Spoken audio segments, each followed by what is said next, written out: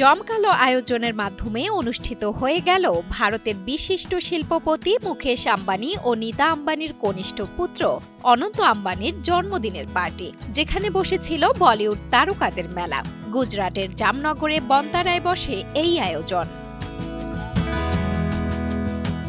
অভিনেত্রী জাহ্নবী কাপুর থেকে রণবীর সিং, সালমান থেকে শাহরুখ, গৌরী খান সহ একাধিক তারকারা উপস্থিত ছিলেন অনন্ত আম্বানির জন্মদিনে।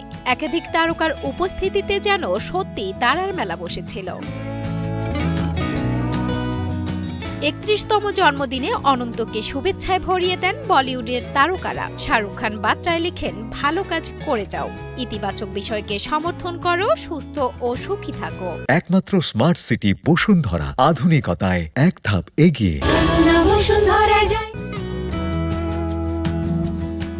এদিকে আম্বানি পরিবারের নতুন উদ্যোগ ভান্তারা বিশ্ববিদ্যালয়কে সামনে রেখে এবারের জন্মদিনের কেকটি বানানো হয়েছিল বইয়ের আদলে। সেই বিশেষ কেক কেটেই জামনগরের জন্মদিন উদযাপন করেন অনন্ত। ইতোমধ্যেই জমকালো সেই অনুষ্ঠানের ভিডিও ও ছবি সামাজিক যোগাযোগ মাধ্যমে ভাইরাল হয়েছে। তবে সবকিছুর মাঝে সবচেয়ে বেশি নজর কাড়ে অনুষ্ঠানের আধ্যাত্মিক পরিবেশ।